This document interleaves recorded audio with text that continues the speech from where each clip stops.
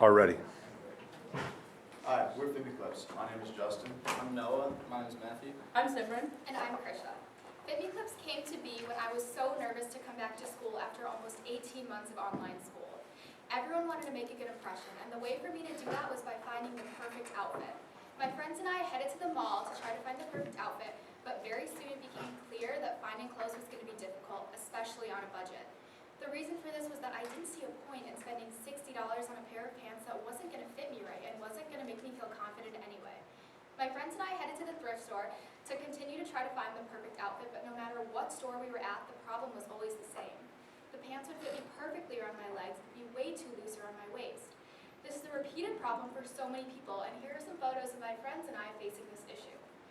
A recent online study of 10,000 young American women done by My Green Closet addressed the sizing issue in the clothing industry. 75% of these women said that they face the issue of finding pants that fit them correctly in the waist. In addition to this, we conducted our own survey of 100 Barrington High School boys and girls, 91% of which said that they face the same issue. After realizing that there's no good solution, my team and I created FitMe Clips. FitMe Clips are a reusable metal product used to cinch the waist of the pants. To use it, you simply attach it to your pants, twist, and secure, and they'll cinch 1 to 3 inches off your waist. This is what they look like when they're fully on, and they can work on any pair of pants that you'd like. Let's see one of our customers. Meet Bella. Bella is a 16-year-old female who lives in the suburbs of Chicago who does fashion, thrifting, has a low income, and is insecure about the fit of her pants. Recently, teens like Bella have started thrifting, which in thrifting it's really hard to find pants that actually fit your waistline. So with FitMe Clips, Bella is now is free to flow and can get any pair of pants with the FitMe Clip so she can tighten the fit of her waistband. Like Bella, there's millions of other females in this world that face this problem. Our total addressable market, we specifically focus on the clip, belt, and tailoring industries. Our total addressable market comes out to around 2.3 billion, and we use this numbers from the data source Statista and the U.S. Census. So our target market is going to be women ages from 13 to 30 with an income of less than 100,000 and prefer to shop online on stores like Nordstrom and Amazon. And as of now, we're specifically in the Chicagoland area, so that number comes out to be around 3.5 million females. So our serviceable addressable market in terms of revenue is roughly 35 million, and this is our target market of 3.5 million multiplied by our unit cost of one product, which is $9.99. So of the total market of 3.5 million, we're going to be roughly able to reach around 194,000 females, and this is our potential reach in the Chicagoland area specifically. So we have discovered 3 major competitors after furthering our research, and that is Skinny Clips, Yokoto, and Hip Huggers, and these are all 3 direct competitors. Skinny Clips solve this problem by using a plastic clip which attaches to your waistband. Yokoto solves this problem by using a metal buckle extender set, and Hip Huggers solves this problem by using an elastic clip which attaches to the belt loops of your pants. So here we have created a competitive analysis grid with the competitive factors we believe to be most important for our target market, and that's affordability, comfort, and durability. So as you can see, Skinny Clips does not check these boxes. The product is $15 for one clip, and reviews on Amazon have said the plastic can break pretty easily and be irritable on your skin. Yokoto, our second direct competitor, does check the box of affordability and durability. This product costs $12 for 10 buckle extender sets, and it's made out of a brass material, which is going to be pretty strong. However, the brass material has sharp edges, which reviews say can be irritable on your skin. And third and finally, Hip Huggers does not check the box of affordability nor durability. Again, this product is $15, and people on Amazon have said this product can actually rip the belt loops off of your jeans when worn. However, when worn properly, it can be pretty comfortable. And you see our product, FitMe Clips, checks all 3 of these boxes because we address the needs of our target market. So our product is going to be affordable, discreet, and comfortable. It's going to be affordable at a cost of $9.99, a price that we believe our target market is willing to pay, and it's going to be discreet and comfortable. When you're wearing it, it's almost like you're not wearing anything. It's not going to touch your skin, and it's going to be looking like your pants are completely normal and giving you that confidence when you're wearing that specific pair of jeans. For our channels, we'll be using 1 direct channel and 3 indirect channels. For our direct channels, we're using FitMeClips.com, which is our Wix website. A pro of our direct channel is that we can create a bigger relationship with our customers, but it's hard to attract a large audience with this. But we'll fix it through our marketing methods. For our indirect channels, we'll be using Amazon, Nordstrom, and TrueBlue, which is a pro because we can gain a larger audience for the product. But a con of this is that this will take a large chunk of our profit. goods will be a total of 53 cents. 26 cents of that will be for actually manufacturing the physical clip. The other 27 cents will be for the PayPal and credit card, which takes around 2.7% on every sale. The 26 cents for the actual manufacturing came from an estimate of a few university students from a local college who gave us an estimate that worked with metal, who said they could get our product for around 26 cents. With our affordable price of $9.99, for each sale we will make a revenue of $9.46 with a gross profit margin of 94.7%. In year, we were able to reach around 194,000 females in the Chicagoland area. In year one, we hope to reach only 1% of those, giving us a market share of 0.05%, a revenue of $1,900 and of $19,000 and 1,900 units sold. With our gross profit of 94.7%, we will get a gross profit of $18,000 and net income in year one of $12,000. If everything in our business model goes to plan, selling in more inside of stores, we have a market share in year 5 of 1%, 37,000 units sold, a revenue of $367,000, and a gross profit of $348,000, and a net income in year 5 of $157,000. So with our MVP, we wanted to test and make sure we were making the right solution for the right customers and reaching them in the right way. So we did that starting with design development, basically consisting of just making our prototype, designing it, and testing it in focus groups. We also did advertising on Instagram and other social media like TikTok, and did self-promotion with flyers. We also had a landing page that was collecting our pre-orders, and we adjusted our website to make sure that people were able to get to our pre-order page. So with design development, it was a lot of trial and error. We have a few of our first prototypes changing from elastic to plastic to metal. And we tested each one in a focus group, giving a few to our friends or people that pre-ordered on the website and getting their feedback and constantly adjusting our design. We contacted manufacturers with the Illinois Manufacturer Association newsletter. Our submission is on the left there of what we submitted that was sent out to over 7,000 manufacturers just a few days ago. And so we're waiting back to hear from some manufacturers from that. The advertising, we learned that Instagram and TikTok are our biggest hitters. They get us the most people clicking on our website, wanting to learn more about us. And so we put out ads, and the self-promotion came in as we saw when we posted it on our own personal stories. The rise in our website was above 50% just that day. So we started doing that a lot more with our Instagram ads and also promoting our TikTok page. We put out flyers. Here's a photo of our flyer, and we put them out throughout the school. We also handed them out in front of stores like True Blue and Goodwill. Just telling people about the product as soon as they're coming out, if they have a pair of jeans, and especially Goodwill is a thrifting store, so people who might not have found the exact fit of their pants might be looking for a FitMe Clip. So we handed out flyers in front of there, which came to our website where people would pre-order. So we had around 197 unique visitors to our website, and 141 of them were from Instagram, around 71%. So that's why we kept pushing out those Instagram ads, because we saw a pretty good direct correlation from Instagram to our website. And this resulted in about 58 pre-orders. 86% of them were from the website, people finding it online and putting it in, and then 14% were direct from us going out to these stores and collecting people's emails, which we counted as a pre-order. Now, the moment you've been waiting for, our capital ask. We'll be asking for $9,000 for 7.9%. This is basically split into 3 categories. First category will be $5,209 for administrative costs, for our lawyer fees for meeting with trademark, our design pen, our NDA, our LLC, and a possible utility pack. Second category will be for another $1,500 for development costs.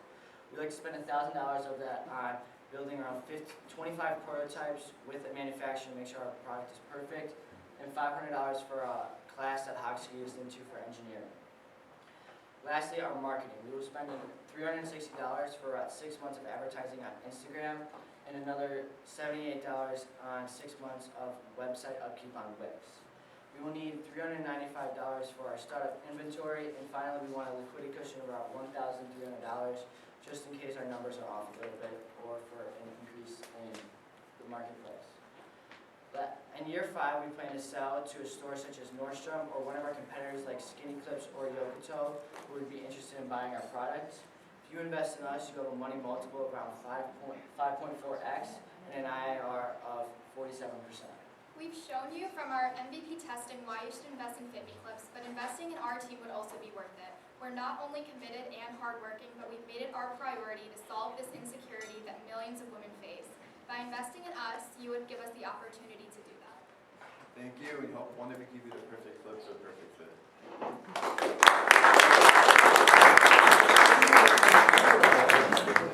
$10 would be for 2 clips. Will your ultimate prototype be a single wire, or is it? Yeah, this was just our original prototype, and our ending prototype would also be covered in fabric to make it softer against your skin. Oh yeah, just like that, even though it doesn't really touch your skin. And all of that's still 53 cents when you coat it in fabric. And I think you might be surprised about your cost of goods sold when you think about packaging and shipping, which aren't included in the cost, correct?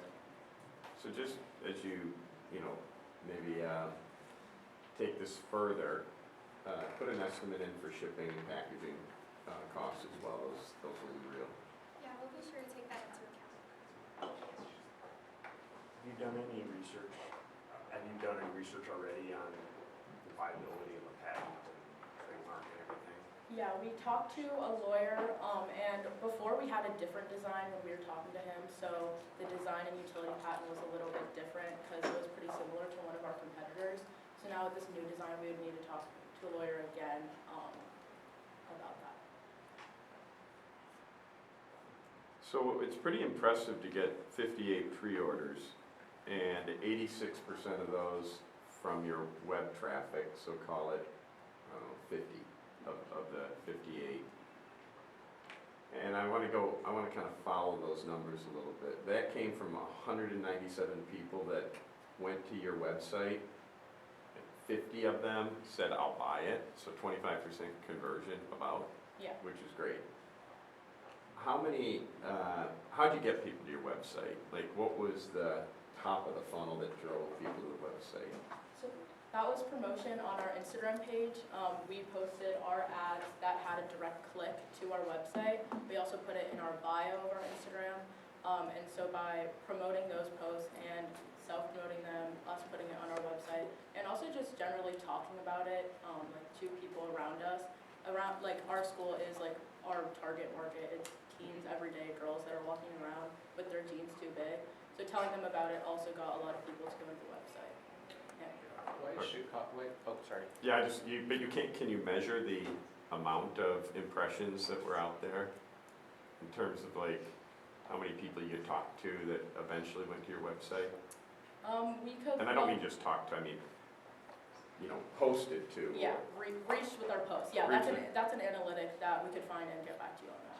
Yeah, you should know that because that would tell the investor how scalable this is.